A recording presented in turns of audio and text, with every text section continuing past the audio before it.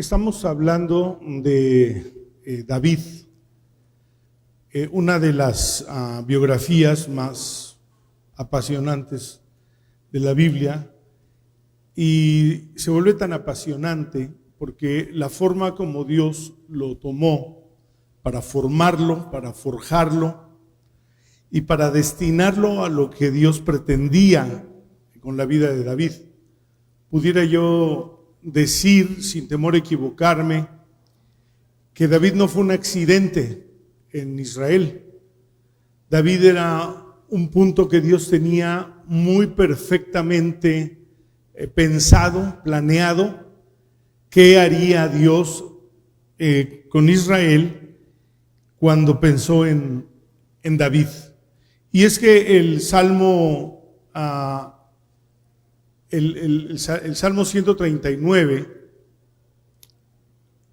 habla de cómo Dios conoce, desde que hemos sido formados en un embrión, cómo Dios conoce todo el destino de nuestra vida y cómo Dios nos prepara y nos destina para una obra en la vida.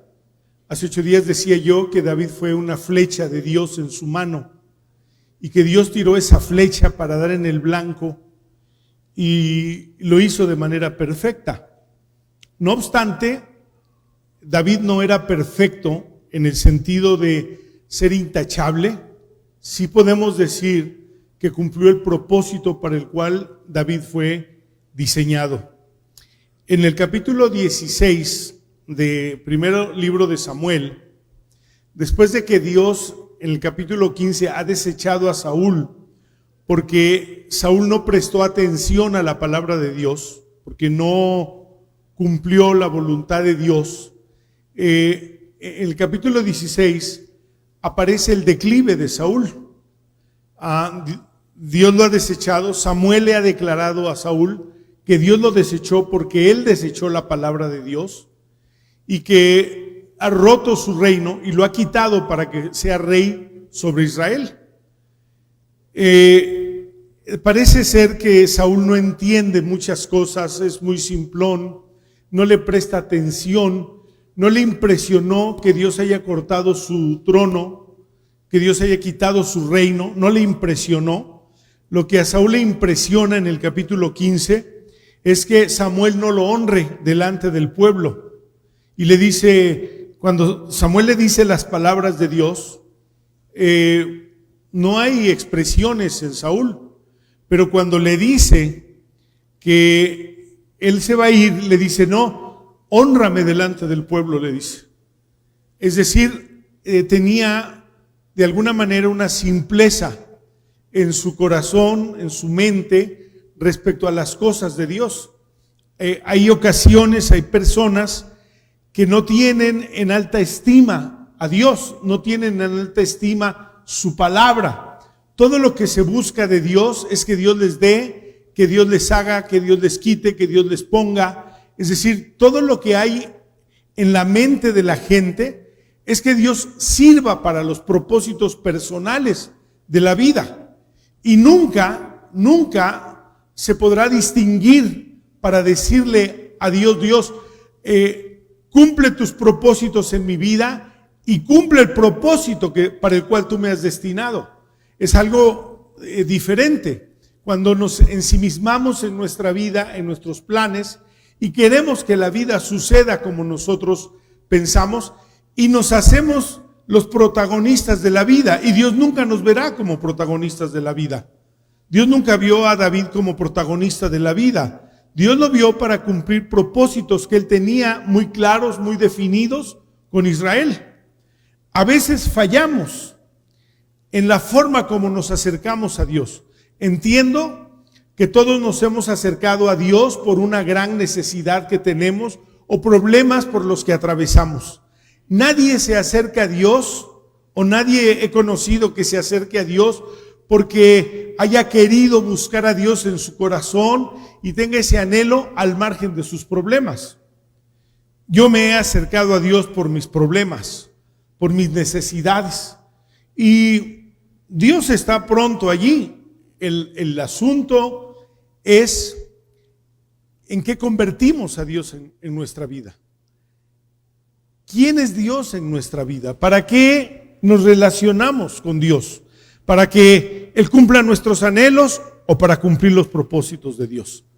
Lo correcto es que nosotros cumplamos los propósitos de Dios.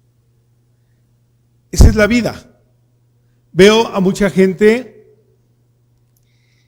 y a veces me pregunto, ¿para qué me invitan al Facebook si voy a ver todas sus porquerías? ¿Para qué me invitan?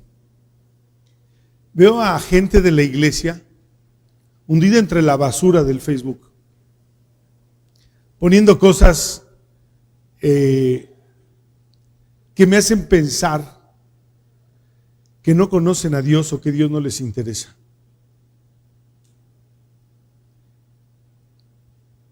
Que se conforman con la basura del mundo y se divierten con eso. Cuando nuestra experiencia con Dios debió convertirse en el motivo para que nuestra vida cambiara radicalmente. Y cuando Dios desecha a Saúl por simplón, porque no tiene conciencia de Dios, no tiene conciencia de santidad, no tiene conciencia de obediencia a Dios, no tiene conciencia de propósito de su vida en Dios, y Dios lo desecha y lleva a Samuel a ungir a David, y unge a David como rey de Israel. Hace 8 días yo dije un error. Desde aquel día que Samuel ungió a David, David nunca regresó al redil. No es cierto. El pasaje tendría que desmentirme inmediatamente. Porque en el capítulo 16, entonces viene un espíritu malo a la vida de Saúl. Dios maldice a Saúl. Y viene un espíritu malo que los próximos años de la vida de Saúl, probablemente 15, 16 años, sucederán con la experiencia de un espíritu malo que lo atormenta,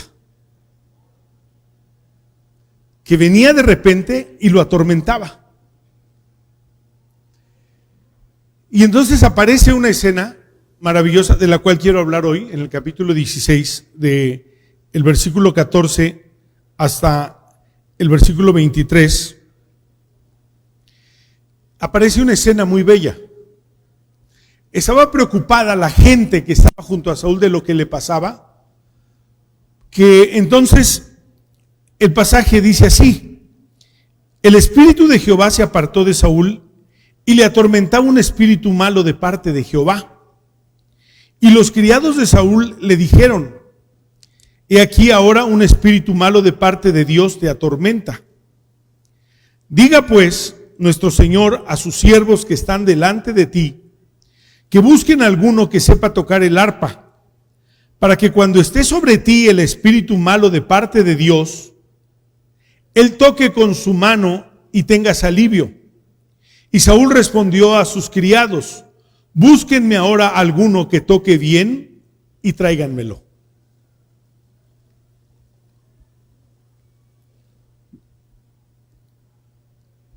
Es un parteaguas, porque por primera vez se juntarán los dos hombres que gobernarían a Israel, Saúl y David, en condiciones diferentes. Y cuando dice que entonces uno de los criados respondió diciendo, aquí voy a enfocar el sermón: y aquí yo he visto a un hijo de Isaí de Belén, que sabe tocar, es valiente, es vigoroso, es hombre de guerra, prudente en sus palabras, hermoso, y Jehová está con él. ¿Qué pasaje? ¿Qué descripción que no se ha hecho de ningún hombre en la vida se hizo de David? ¿Quién la hizo? No la hizo David, no la hizo su papá, no la hizo su mamá. Un hombre que lo conoció, que lo vio, que lo observó, se dio cuenta que David era así. ¿Y dónde andaba David para brillar de esta manera? En el redil de las ovejas.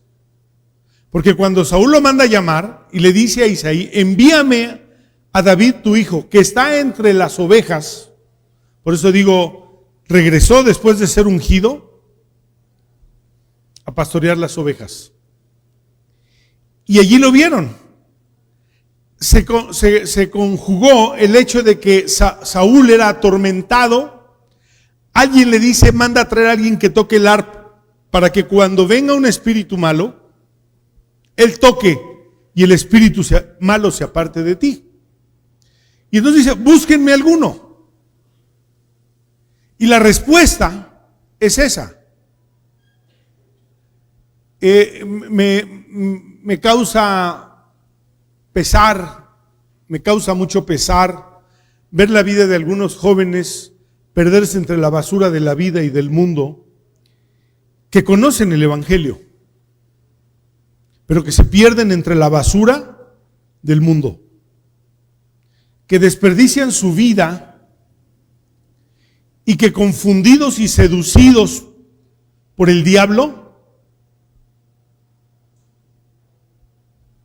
son llevados, son desviados y son destruidos.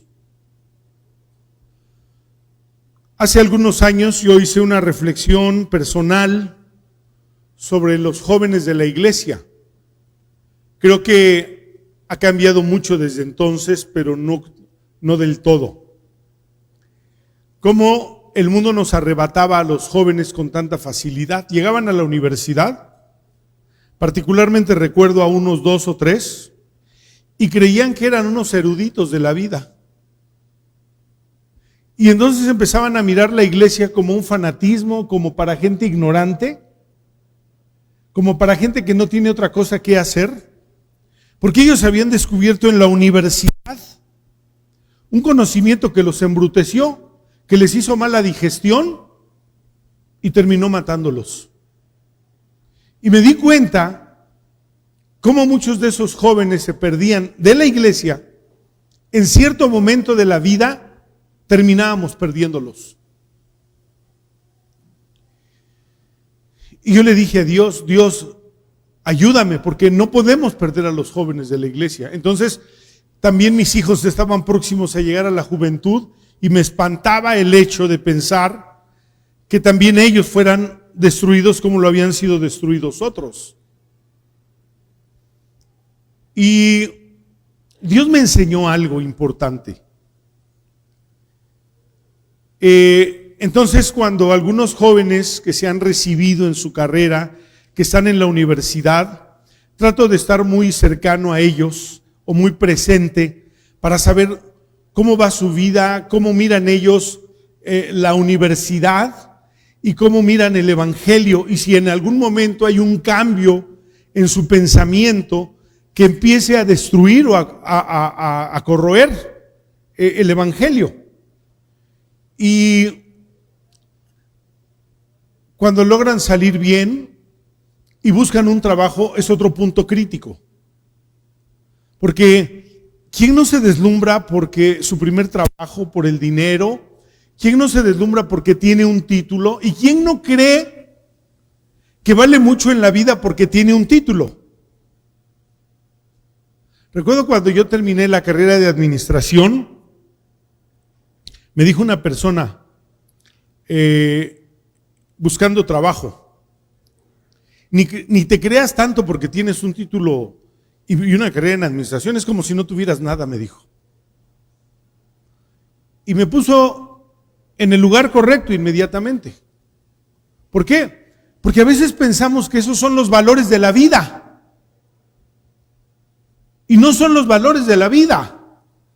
Entonces el apóstol Juan, en el capítulo 1 de Juan, dice, en él estaba la vida y la vida era la luz de los hombres. Él declara, él encuentra, ubica perfectamente dónde está la vida. En Dios está la vida. En él estaba la vida y la vida era la luz de los hombres.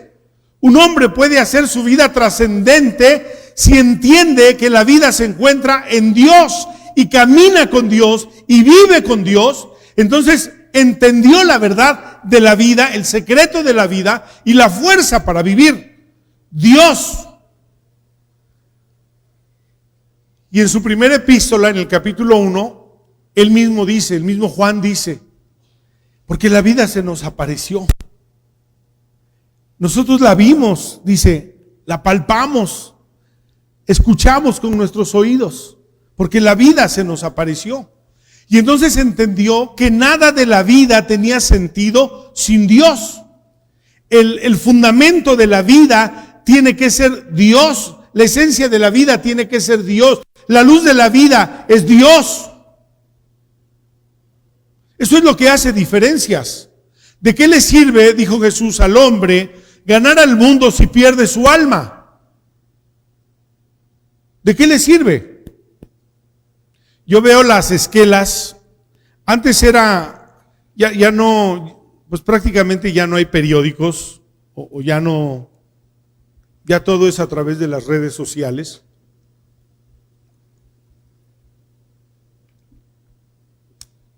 Pero era yo asiduo a ver las esquelas. ¿Quién se murió? Y pues en las esquelas aparece la gente famosa. O la familia de los famosos, ahí aparecen, ¿no? Y siempre al final decía, descanse en paz. Y ese era mi punto. Que yo sabía que ninguno de ellos descansaba en paz. Que habían ganado el mundo, pero que habían perdido la eternidad. Qué mal negocio. Porque hay gente que se dedica a los negocios y que yo entiendo que pone en perspectiva la verdad y ponen en perspectiva los negocios. Y para hacer un buen negocio, primero tendrían que entender que la vida se trata de Dios. Ahora, hay aquí un personaje, David. Hay dos frases que se dicen de David que son preciosas. La primera frase que se dice de él es el tronco de Isaí, se le dice a David. Es decir, que él venía del árbol de Isaí. Está hablando de su familia, de su ascendencia. Su abuela fue Ruth, su abuelo fue un hombre muy rico, Boz, fue su abuelo, padre de su papá, de Isaí. De tal manera que miramos a David con un tanto de riqueza. Así lo miramos. Boz era muy rico. Si usted lee el libro de Ruth, ahí le dirán que el hombre más rico de ese tiempo fue Boz. Y Ruth, que Boz la toma como esposa, tiene un hijo, Isaí, que sería el padre de David. Y a David se le dice el tronco de Isaí. Pero luego hay otro término, la raíz de David. ¿Y a quién se le dice la raíz de David? A Jesús. En Apocalipsis dice, el que ha vencido, la raíz de David. Y ahora, fíjese dos cosas. El tronco de Isaí, que era su tronco de donde él vino, su genealogía de donde él vino, y la raíz de David se le dice a Jesús, por lo cual David se hace eterno y le dice, Dios le promete a David en el segundo libro, le promete que su reino sería estable eternamente, así le dice a David. Y tu trono será estable eternamente. ¿Por qué? Porque lo conecta inmediatamente a Jesús. Jesús era descendiente directo de David. Y por eso se dice, la raíz de David. ¿Quién era la raíz de David? Dios. Dios era su raíz. Como aquel Salmo 1 que eventualmente leemos. Será como un árbol plantado junto a las corrientes de las aguas, que da su fruto en su tiempo y su hoja no cae, y todo lo que hace prosperará. Como un árbol plantado junto a las corrientes de las aguas. Su raíz está junto a las corrientes de las aguas, su hoja no cae, y todo lo que hace prosperará. Ese era David, y David escribe ese Salmo 1. el tronco de Isaí, la raíz de David, conforman lo que sería la vida de David. Y entonces, aunque David no parecía un hombre importante en su casa, lo vimos hace 8 días cuando Samuel unge a David, que no pensaron, pues no, el otro está ahí entre las ovejas, él no cuenta. Pero Dios le dijo, mándalo traer. Y cuando entró David, iba entrando y Samuel lo vio y le dijo, este es. Y entonces Dios le dice a Samuel, Dios no mira el parecer de los hombres, Dios mira su corazón. Y había un momento en el que el Espíritu de Dios, cuando fracasó Saúl como rey, se movió en Israel para encontrar un hombre de Dios para Israel, y encontró Dios a David. Estando entre las ovejas, cantando, tañendo el arpa, allí lo encontró Dios y dijo, este es. Y Dios lo llamó. Ahora, cuando buscan ahora, o sea, el Espíritu de Dios buscó un hombre para Israel y Dios encontró a David. Ahora, Saúl busca un hombre que pueda tañer el arpa tan bien, que haga que el espíritu malo se aparte de él cuando toca, pero encontró más de lo que Saúl buscaba. Porque entonces el criado de Saúl le dice a Saúl, he visto a un hijo de Isaí de Belén que sabe tocar, es valiente, vigoroso, hombre de guerra, prudente en sus palabras, hermoso, y Jehová está con él. Vaya lo que encontró. Ahora, observo algunos jóvenes de la iglesia en diferentes grupos. Por ejemplo, jóvenes que no tienen papá o mamá. Jóvenes que sus padres son buenos cristianos. Jóvenes que sus padres, aunque son cristianos, les estorban para conocer el evangelio. Es decir, tengo una clasificación de jóvenes. Sí la tengo. No es discriminación, porque tengo que saber qué necesita cada uno de ellos y cómo abordar a cada uno de ellos y en qué perspectiva poner el evangelio en la vida de cada uno de ellos. Y entonces una jovencita muy bella, que le ha costado trabajo llegar a la iglesia, pero ha llegado ya. La veo entrar un día por esa puerta con una caricatura de muchacho. Eso que hacen ahora con los pelos, que no sé si no tienen espejo, le faltaría un espejo al celular, ¿verdad? Para que la gente se estuviera viendo allí, pero totalmente descompuesto, con los pantalones a media nalga, así, una cadena, tatuado, y me espantó, porque vi el peligro que corría ella. Y claro, en esa clasificación ella no tiene papá. Su madre tiene que trabajar, ausentarse para sustentar la casa, y eso tiene muchos riesgos. Y entonces terminó el servicio, vino a saludarme y dile al muchacho con el que vienes que también venga a saludarme. Y vino a saludarme. Y le hice algunas preguntas. ¿Cómo te llamas? ¿Y qué haces en la vida? ¿A qué te dedicas? ¿Y tus papás?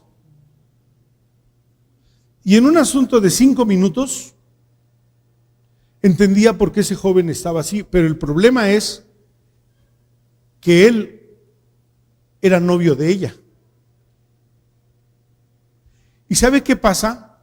Cuando una joven que no tiene papá, que la mamá está ausente y que no tiene los afectos y la presencia necesaria, lo que sucede con ellos es que se ligan al primero que les ofrece un afecto en la medida que se los ofrezca. Y no se desprenden de ahí. En la plática que yo tenía con ella, me dijo un día, porque le pregunté, ¿no te has dado cuenta la persona con la que andas? Y me decía que sí, pero no me mantenía la mirada. Y le digo, ¿qué te has dado cuenta? A ver, dime en qué te has dado cuenta. Y entonces me dijo, bueno, él siempre me invita a tomar. ¿Y tú tomas? No, le dije, hasta ahorita no. ¿Y cuántas veces te ofrece? Dice, siempre que estoy con él, va al Oxxo, compra una bebida, esos famosos tonallas, que son veneno. Literalmente son veneno, eso envenena a la gente. Y se lo da y le ofrece, ándale, toma. Ella se aguanta.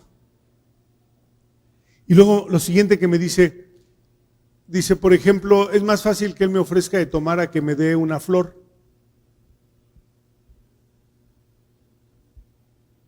¿Te das cuenta? Y qué difícil es enfocarme en sacar a esa muchacha de esa relación. Ya, la rompió hace 3 semanas, afortunadamente. Se dio cuenta, Señor, gracias porque le abriste el entendimiento. Ahora, ¿se da cuenta por qué clasifico a los jóvenes para saber dónde, cómo necesito involucrarme en la vida de ellos? Y entonces ahora le he dicho, está en la escuela, está estudiando en la universidad, está muy bien en sus estudios. Necesitas conocer a Jesús más. Tú necesitas entender quién es Jesús. ¿Por qué? Porque se necesita construir una estructura en la vida para que la vida funcione. Mucha gente no tiene una estructura. Puede decir, tengo una carrera, pero no tiene una estructura.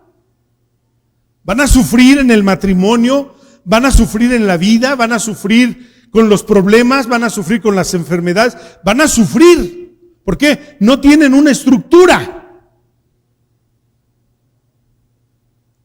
Y a veces el engaño de tener dinero, o la gente los jóvenes que buscan tener dinero, piensan que dinero es lo que necesitan. No, no necesitas dinero, necesitas a Jesús. No necesitas amigos a los cuales cumplir sus expectativas, necesitas a Jesús. Que te estructure. ¿Cómo está estructurado David aquí? ¿Usted ve una estructura en David? ¿Sabe tocar? ¿Es valiente? ¿Fuerte? Hay un canto que me gusta mucho. No lo hemos cantado aquí. El coro dice, nada me ha de mover, pues cual el árbol junto a las aguas he de florecer. Tiene una letra hermosa el canto. Y me doy cuenta que la gente no puede ser fuerte ante embestidas de la vida. Los jóvenes no son fuertes. Bueno, van al gimnasio, sí, hacen pesas, creen que su cuerpo los va a hacer atractivos y eso lo va a hacer el centro de que las muchachas se fijen en ellos. Pobrecitos. Qué desgracia. Pobrecitos. No tienen una estructura.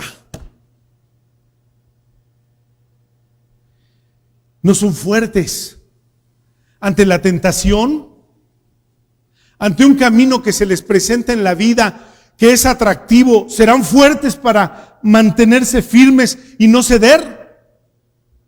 ¿Serán fuertes ante los amigos, las drogas, el alcohol?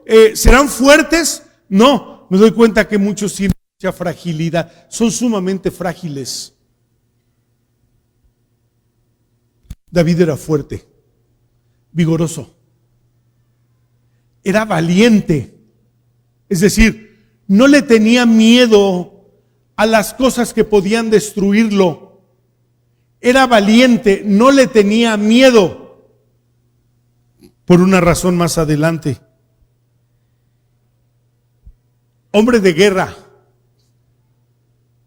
Mire, le voy a explicar algo, se los he dicho tantas veces, pero sigue siendo una preocupación. Hombre de guerra. Esta palabra o ese adjetivo es muy importante. He oído a padres todavía en este tiempo, cuando les hablo de sus hijos de la escuela, es que ya no quiere estudiar. No, ¿y cómo lo obligo? ¿Para qué lo obligo? Darle un puñetazo al papá, ¿verdad? Que se destrabe. Pero ¿cómo lo obligo? Si él no quiere estudiar, él no quiere ir a la escuela. Porque a los jóvenes no les gusta vivir bajo presión. Y no son valientes contra la presión, ni pelean esas batallas.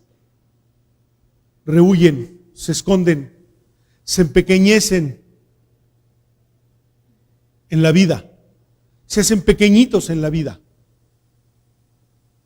¿Por qué? Porque no fueron valientes, porque no fueron hombres de batallas. Es decir, todos en la vida tenemos que pelear batallas, todos. Un niño tiene que pelear una batalla en la vida con sus padres para obedecer a sus padres. Esa es su batalla. Un adolescente tiene que pelear una batalla para mantenerse en sujeción y respetar la autoridad de sus padres. Esa es su batalla. Y estudiar. Un joven pelea una batalla. Mantener el respeto hacia sus padres. Estudiar, trabajar, pelear la batalla que le propone la vida en el mundo, cuando lo jalan, cuando lo provocan. Recuerdo a un joven, José Antonio, vivió con nosotros en casa de mis papás, era alcohólico y nos contaba su historia. Si yo era un joven que estudiaba en la preparatoria, yo vivía en la colonia Guerrero, y llegaba todas las noches de la escuela y llegaba con mi guitarra porque me gustaba tocar la guitarra y aprender en la preparatoria la guitarra.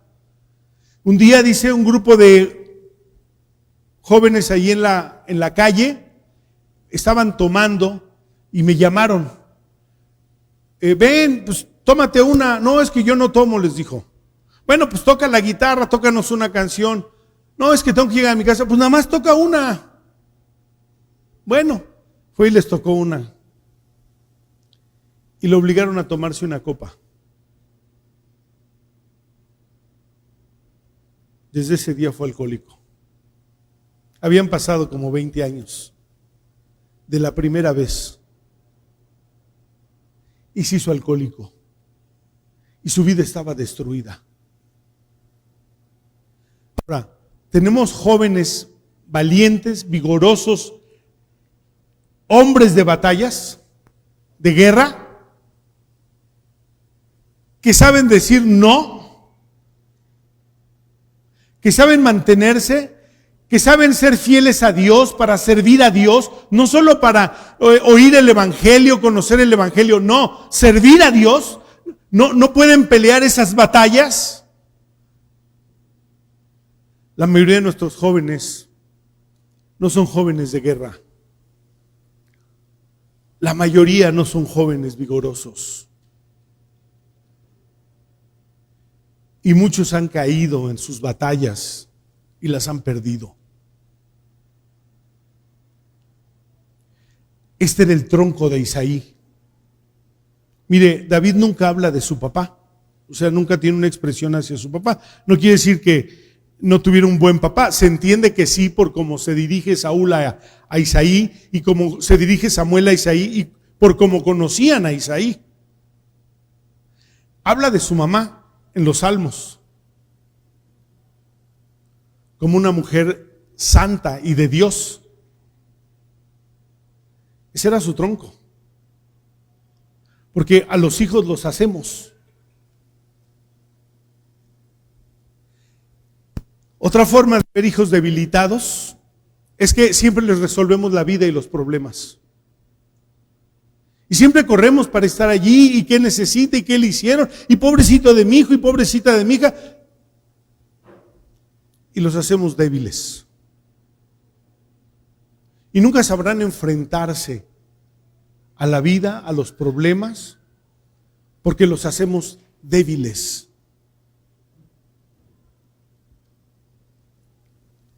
Se dice de David, era hombre de guerra. ¿Alguna vez fue a alguna guerra? A ninguna había ido hasta aquí. Vivía en el borde donde estaban los filisteos. Conocía las guerras de Israel con los filisteos, pero él tenía las propias. Porque un día cuando va delante de David, de Saúl, porque un gigante está desafiando a Israel y David está dispuesto a pelear contra ese gigante, y Saúl se burla de él, porque además se pone la armadura de Saúl y se cae y no le queda, y Saúl dice: esto es un desastre. Y entonces David le dice: no, dice, tu siervo, cuando viene el oso por las ovejas, tu siervo va por él y echa mano de él hasta matarlo. Y cuando viene un león, lo mata. Entonces no era cualquiera. Era un joven que sabía pelear sus batallas, que distinguía las batallas y lo que había que hacer. Se decía de los valientes de David en el libro de las Crónicas al final, que los valientes de David, eran entendidos en los tiempos, sabían cuándo actuar y cómo debían de actuar. Qué maravilloso encontrar gente que sabe lo que tiene que hacer y cuándo lo tiene que hacer. Porque son entendidos. Porque saben descifrar la vida. Porque saben qué es correcto y qué no es correcto. Qué está bien y qué no está bien. Me preocupan aquellos jóvenes que vienen y la pregunta es: oiga, pastor, ¿verdad que no es malo ir al cine?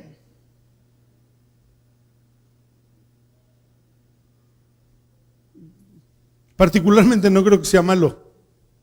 Pero ¿por qué me preguntan preguntas así que ellos deberían de discernir y entender?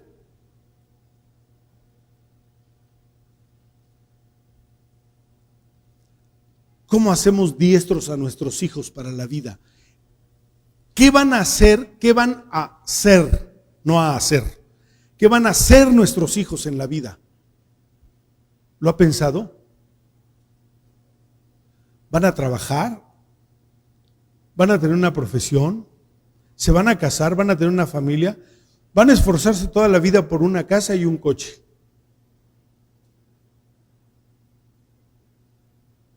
Jesús dijo: eso yo se los doy. Como para que andemos pensando que en la vida vamos a vivir para eso. Jesús dijo: el techo, la comida y el vestido yo se los doy. ¿Qué van a hacer nuestros hijos? ¿Conocerán a Dios? ¿Vivirán para Dios? ¿Cumplirán el propósito de Dios? ¿Serán una flecha en la mano de Dios?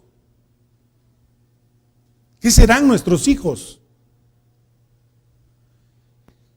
Isaí hizo una belleza.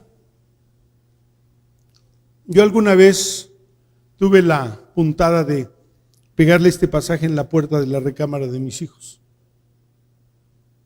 Me gustaría que fueran esto. Claro, había que trabajar todos los días para eso.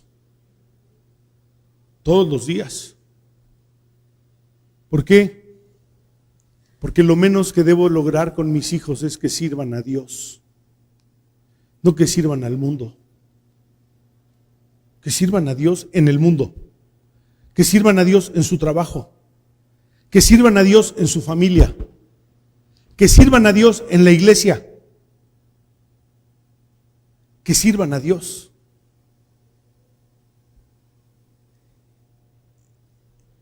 Por otro lado, he visto jóvenes en la iglesia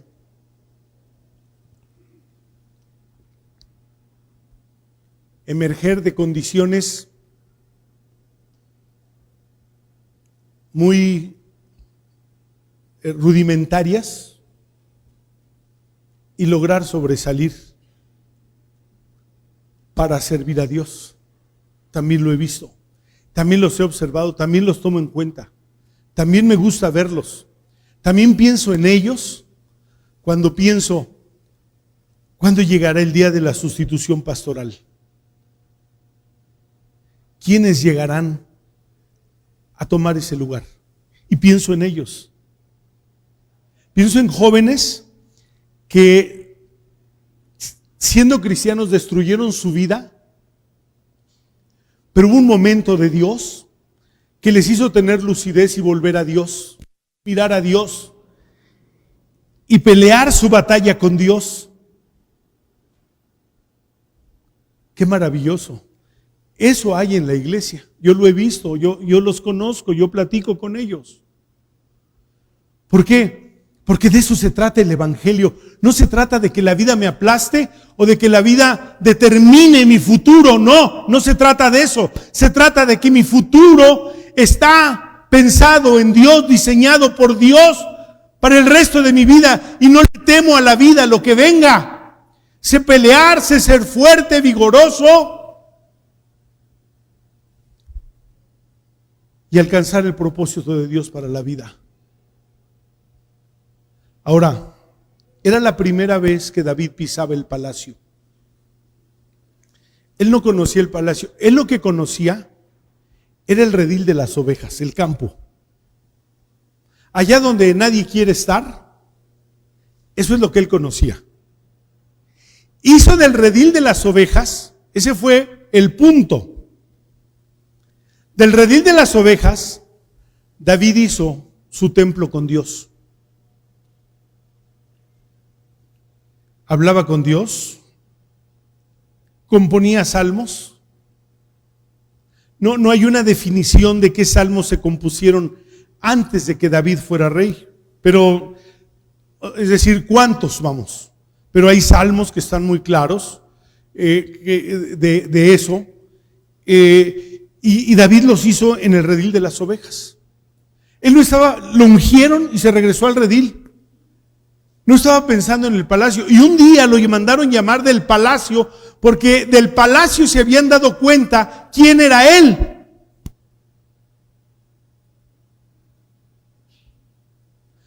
¿Ha hecho usted hijos que se distinguen y que sean llamados porque se distinguen y brillan? Y Saúl lo mandó llamar. Y llegó Saúl al palacio, David, y tocó el arpa. Y aquel espíritu malo se iba cuando tocaba el arpa. Y dice, Saúl envió mensajeros a Isaí diciendo: envíame a David tu hijo, el que está con las ovejas. Y tomó Isaí un asno cargado de pan, una vasija de vino, un cabrito, y lo envió a Saúl por medio de David su hijo. Y viniendo David a Saúl, estuvo delante de él, y Saúl le amó mucho. Qué hermoso. Saúl le amó mucho.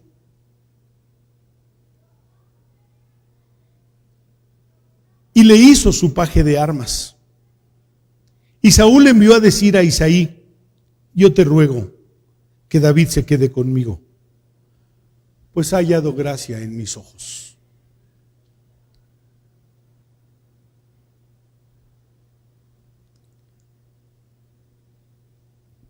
Y cuando el espíritu malo de parte de Dios venía sobre Saúl, David tocaba el arpa con sus manos. Y Saúl tenía alivio y estaba mejor.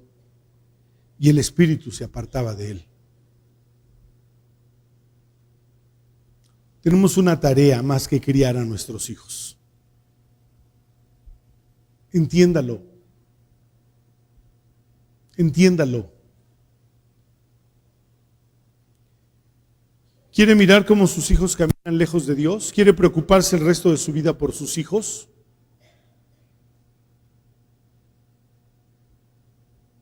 Condúzcalos a Dios. David fue un joven, un niño, un joven conducido delante de Dios. Y realmente no sé, aunque dice el pasaje que era hermoso, no usa una palabra que era guapo, que era bien parecido. Así le dicen a los que no les quieren decir que están bonitos, dicen, pues es bien parecido, ¿verdad? O es gracioso, o es... Yo no sé qué tanto se conjugaba en él su belleza física con la gracia de Dios, con su sabiduría y su entendimiento y la correcta elección de sus caminos. No quiere decir que los hijos no van a tener crisis, pero acompáñelos en su crisis y vaya por ellos y tráigalos de regreso y póngalos delante de Dios para que sus hijos cumplan el propósito de Dios en la vida, o usted lo va a lamentar muchos años. Es cierto. Y entonces David halló gracia delante de Dios y halló gracia delante de Saúl. Como dice el capítulo 3 de Proverbios, cuando habla de la verdad y la misericordia, átalas a tu cuello, grábalas en tu corazón y hallarás gracia y buena opinión delante de Dios y delante de los hombres. La verdad y la misericordia. Entonces, David era un joven de verdad, hablaba de verdad. Y esto fue lo que construyó, lo que edificó, lo que llegó a ser. Se va a sorprender porque otra vez de ningún hombre se habla tan hermosamente en la Biblia al final de su vida como lo que se dice de David. De ningún hombre en la Biblia. No hay hombre o mujer en la Biblia del cual se digan palabras tan bellas como se dijeron de David. Falló, pecó, enloqueció, pero volvió. Y supo vivir humillado delante de Dios. Quiero decirle a los jóvenes que están aquí esta tarde, no crean que la vida les va a dar lo que ustedes sueñan que les va a dar. No se engañen. De verdad, no se engañen. De mis compañeros en la secundaria éramos 35. Han muerto 20 y la mayoría o borrachos o en pleitos, así se han muerto. Son muchísimos.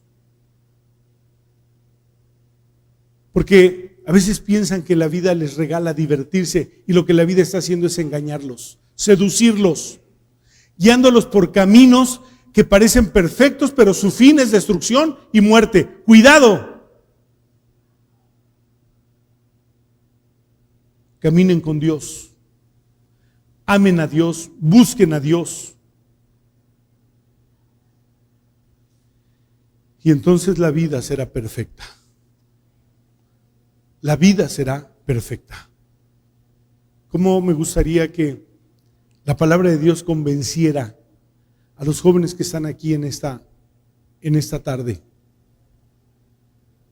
de cómo debe de vivirse la vida para Dios y no para estar rumiando la basura del mundo y estarla promoviendo como si en ello tuvieran dignidad. Este es un hombre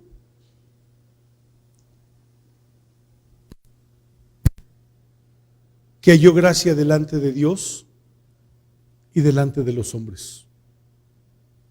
David, que nos inspire para nuestros hijos, que nos inspire para los jóvenes, que nos inspire para los adolescentes, que nos inspire para los que son padres de niños. ¿Qué van a hacer con su hijo? ¿Qué van a hacer con su hijo? Que su hijo sea un propósito de Dios y una flecha en las manos de Dios. Dios bendice tu palabra en esta tarde. Ayúdanos a reflexionar seriamente sobre la vida de nuestros jóvenes, de nuestros adolescentes, de nuestros niños. Para que sirvan a tu propósito.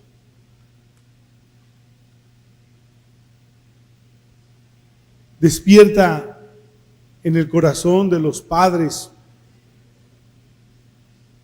la necesidad de guiar a sus hijos mientras puedan. Despierta en su corazón.